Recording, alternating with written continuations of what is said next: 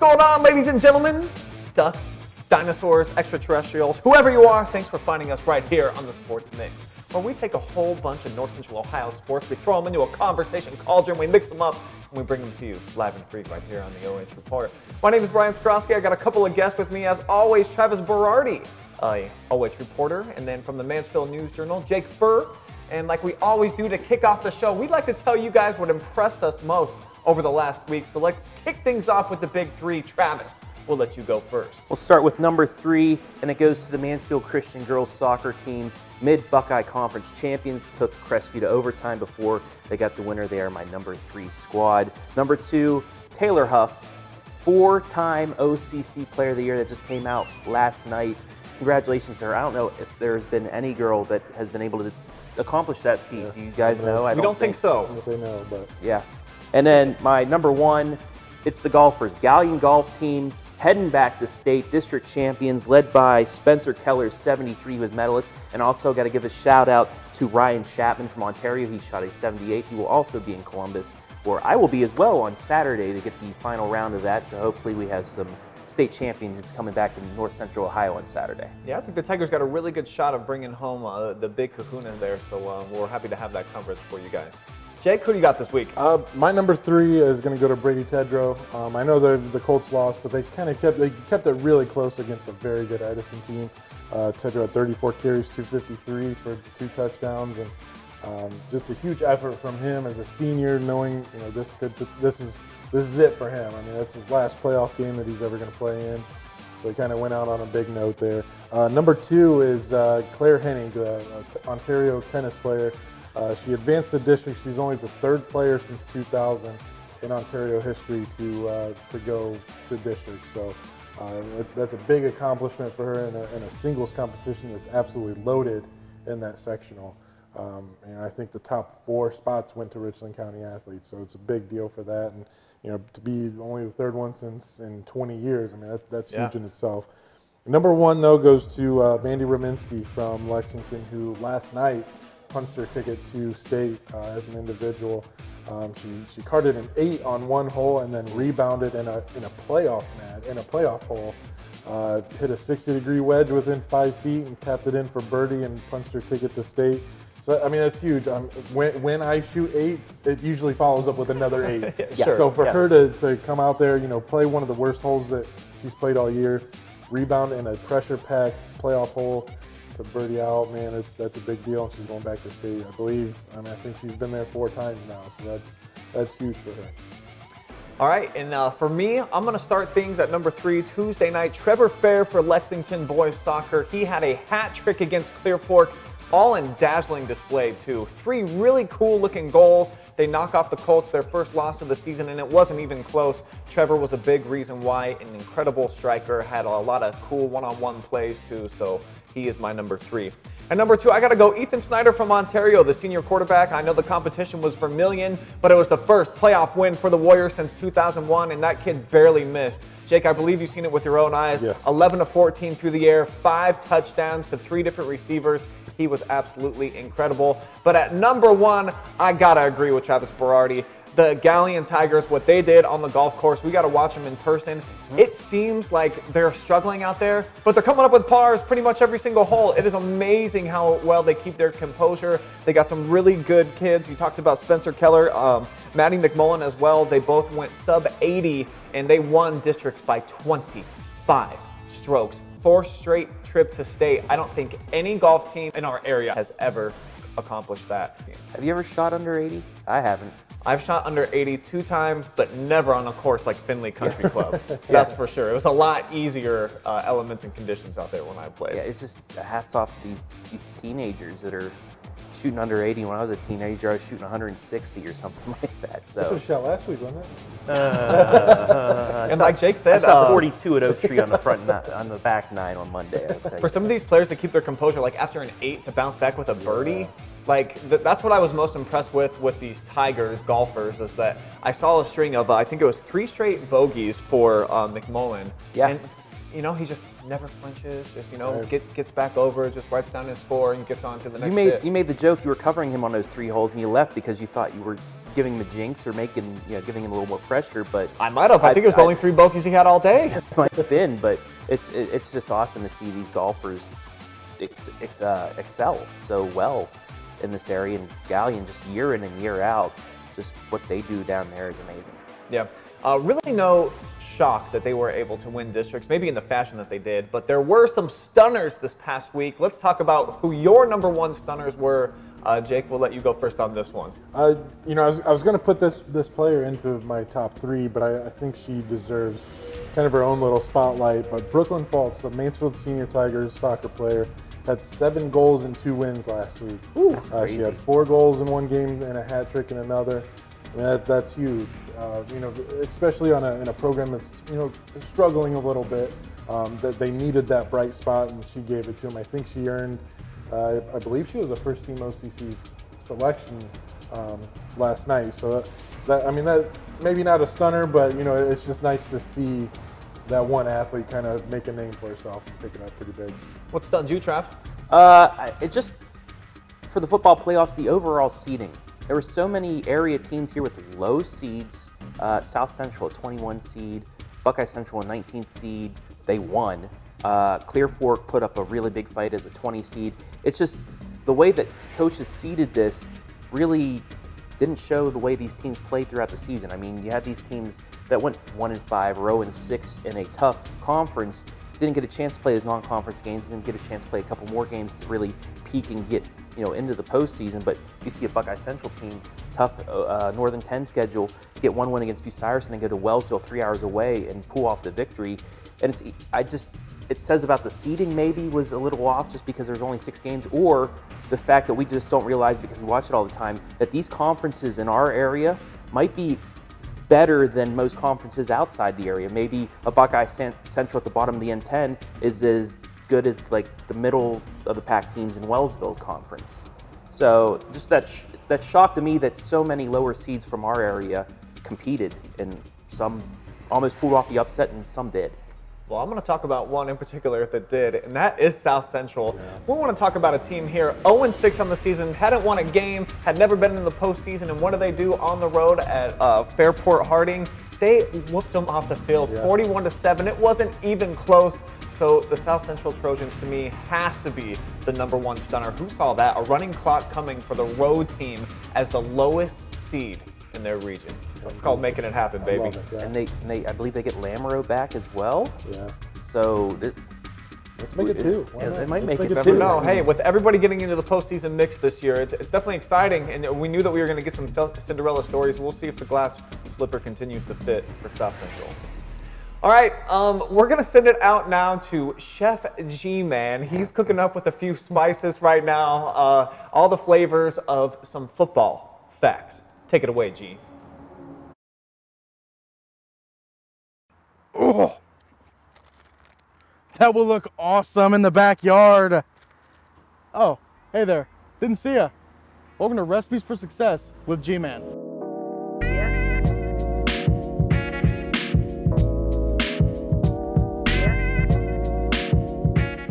Let's get started. Our first matchup of the week has Mansfield traveling to Ashland.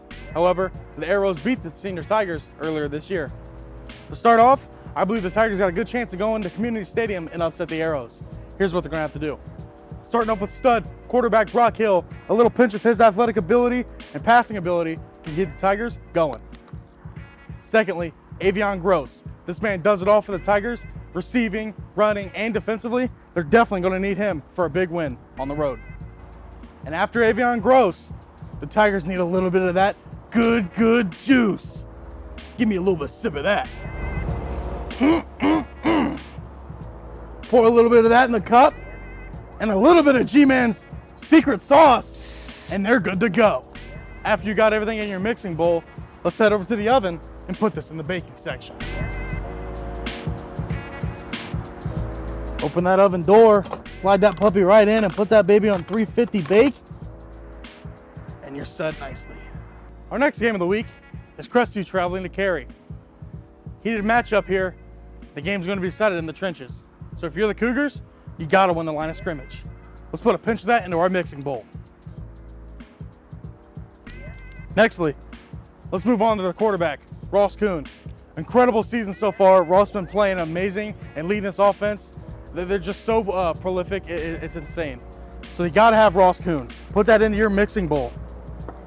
And then lastly, a little bit of Evan Hamilton. This kid is one of the greatest wide receivers I've ever seen, and that's saying something.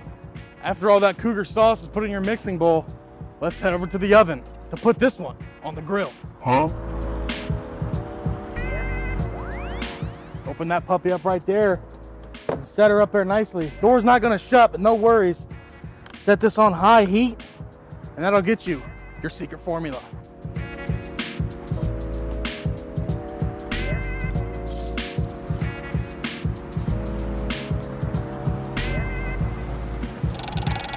I don't know what to do. What's that I hear?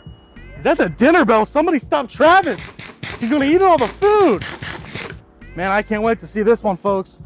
I can't let you guys see it yet until I get work back to my station, but man, does this look scrumptious. This right here, folks, is a Tigers win and a Cougars win. Good luck this weekend, and make sure to check back next week for Recipes for Success with G-Man and Storm. All right, thanks Chef Boyardee for that. Man, so many great spices and all combining for what looks like some great meals out there. I can't wait to take a bite of that over the weekend.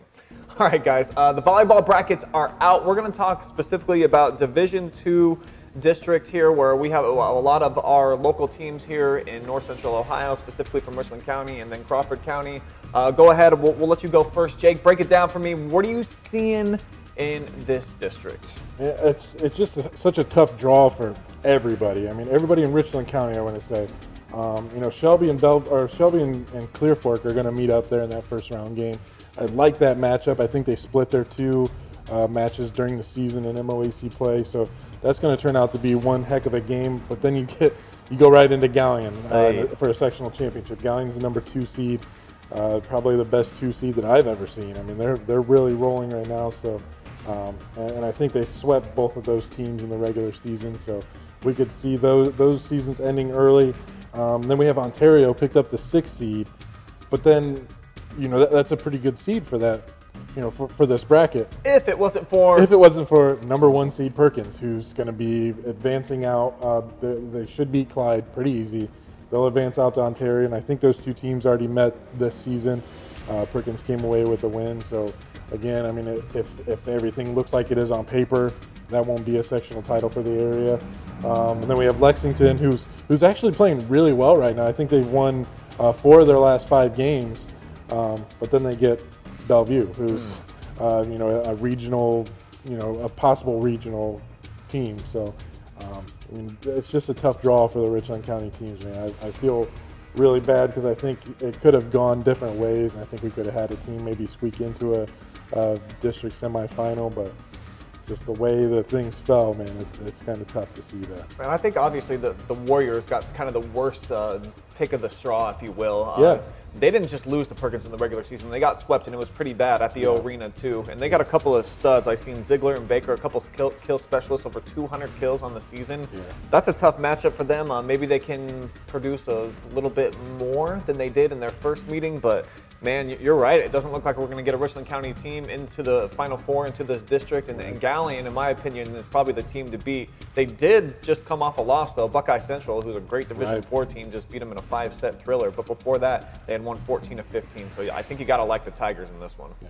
All right, let's shift gears now. Let's talk about the Northwest District for girls soccer, where the Madison Lady Rams, no surprise, they earned the number 1 seed, the number 1 team in the entire state. But there are some interesting games in the bottom portion of this bracket here at Lexington. Jake, what are you seeing? I mean, the one that stands out to me is Clear Fork Lex in a sectional final. I mean, that's a 3-4 matchup. But I think what that tells me, so we have Ontario got the 2 seed. They took the first round game in that bottom bracket. So in that bottom one, you have 2, 3, and 4. And that just tells me the respect that everybody has for Madison. They're like, okay, I don't want to even touch that game, so we're all going to go down here. You know, Ontario's going to completely roll out to that district semifinal. And I expect them to roll into the final too. I think it's going to be Madison, Ontario round 4, I believe. I think this will be the 4th straight year that they meet in the district championship game. Hasn't gone well for the Lady Warriors. Hasn't, but they've met during the regular season. It was a 2-2 tie, so I'm just looking forward to that one. That's going to be a fun match to determine it. And we'll see, man, in Taylor Huff's senior year, can this be the year that the Lady Warriors finally knock her out of the tournament?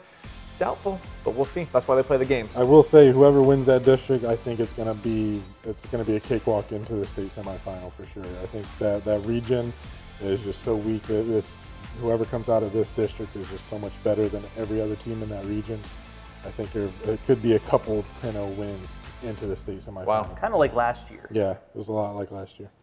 All right, let's talk about the boys Division II soccer bracket as well, where Lexington, the #1 seed, they've won 5 in a row. They look great. They elected to play the first round against Clyde. If they advance, it's another one of those scenarios where they get Mansfield Senior. You can kind of just go ahead and pencil them in to at least the district rounds. Exciting stuff, though, at the bottom half of the bracket. There's a lot of good teams right there. When you look at the #4 seed in Norwalk, Ontario, the 2 has to play Columbian to start, but then they potentially could match up with Huron.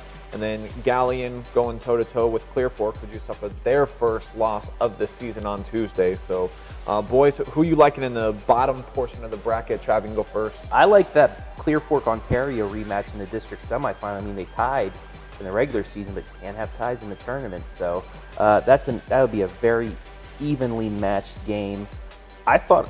I mean, Clear Fork played a really good first half against Lexington. It was, 1-0 at the break, but then just the wheels fell off in the second half. Yeah, I mean, the game that I'm looking forward to the most is Clear Fork and Norwalk there in the sectional championship.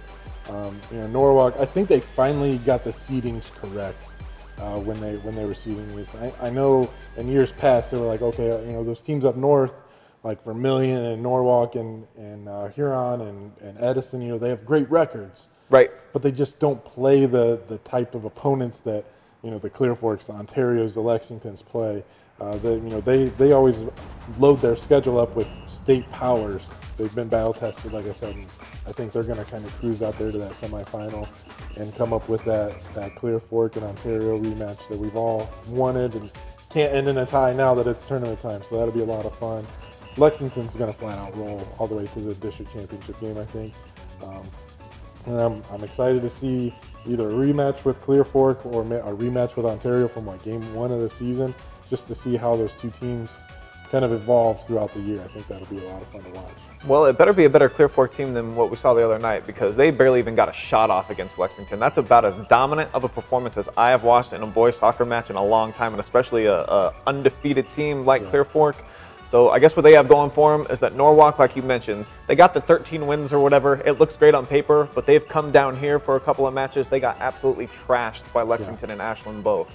So I'm looking for Clear Fork probably to advance, have to take on Ontario. That's going to be the most fun game in the bracket, in my opinion, if we get that matchup. And then whoever plays Lexington, good luck. I mean, you're going to have to bring your absolute best A game, and Lexington's probably going to have to be off of their game for you to compete with them. This looks like another state Final Four team to me, what the Minutemen have going right now. They just got too many good guys. They're too composed, too well coached. I mean, that's a great Minutemen team. They're ranked #8 in the state for a reason. I think they're probably actually even a little bit better than that. So we'll see what they do.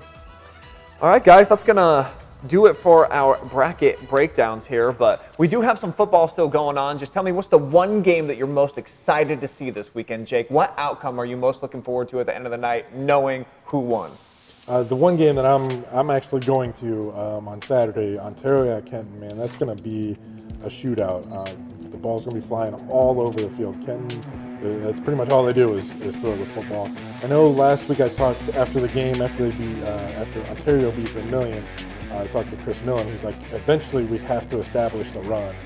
And I'm like, yeah, I mean, that's a good strategy, but you know what? If you're throwing the ball for 5 touchdowns and you're scoring 3 touchdowns and 4 pass completions, then you might as well stick to your bread and butter. But I think they're going to try to run the football a little bit more because Kenton can strike so fast. Maybe they're going to try and do not as dramatic as a Lucas, but I think they'll try and control the clock, control the ball a little bit more, keep it out of their hands. So But I'm excited for that matchup. That's going to be very fun. It's an 8-9 matchup, so you know it's going to be real close. And I'm predicting a high 40s, maybe even into the 50s game for both these squads. So it's going to be fun, man. I hope you're right. I'm trying to get myself actually out that game too, so we'll see. I'm looking forward to that one. Mine, I mean, you and I are excited about this. Crestview Cary. Yeah. 2 evenly matched squads. I believe this is an 8-9 as well. Yes, it is. Cary, we've said they haven't allowed a point at home. Crestview, that high-octane offense. They got the running game. They have Kuhn to Hamilton through the air. I saw Cary in person when they took on Winford, and it was, I mean, they punched Winford in the mouth early on, went up 10 points. Winford was able to bounce back, but Cary able to make those plays when they needed to. They have a good running back in Cade Crawford. That he's a big power back that'll just bust you up for 4 or 5 yards, but he will wear you down. But then on the other side, you have Crestview, and they have a solid defense as well. We've been saying this, we said this on Jake's podcast yesterday, it'll probably be maybe a low-scoring game, 21-14, 28-21, but it's going to be an exciting one. Yeah, those are 2 really cute matchups that I look forward to, guys. But here is why you're wrong, and this is why this is the best matchup, because of the familiarity. I'm talking about Mansfield Senior and Ashland, 2 OCC rivals. They have so much history. You want to talk about just a couple of years ago, what happened over at Community Stadium with all the stuff that went on behind the scenes. That was just bananas. Took the words right out of my mouth. So I just think the fact that Chioke Bradley's coming back to the sideline after a couple of weeks off, there's going to be so much passion and energy played on both sides of the football. Ashland, of course, is the higher seed. They get to play at home. Mansfield has struggled a little bit this year, but they've got one of the best defenses maybe that we have in the entire area. So that's my pick. I can't wait to see. Are the TY Tigers going to come up with the upset? I think we all actually kind of picked them on Jake's podcast, so we'll see if they can come through and actually make it happen. And will Brock Hill play? And will the junior quarterback get into the lineup? A lot of storylines and scenarios that need to play out. That's why I think it's the best game of the weekend. All right, for those of you watching at home, make sure right now, go onto your Twitter, your Facebook, your Instagram, throw in some votes right now for the top 5 play of the week, and then the Friday night phenoms, both of those presented by Spherion Mid-Ohio. Great contest going on right now. A lot of votes coming in on a lot of different players, so no landslides this week like we saw a week ago. Make sure that you get your vote in, make it count. We'll definitely be on a sideline near you for a whole bunch of action coming up this weekend. Until then, signing out for now. Check out our live stream on the OH Report all the time.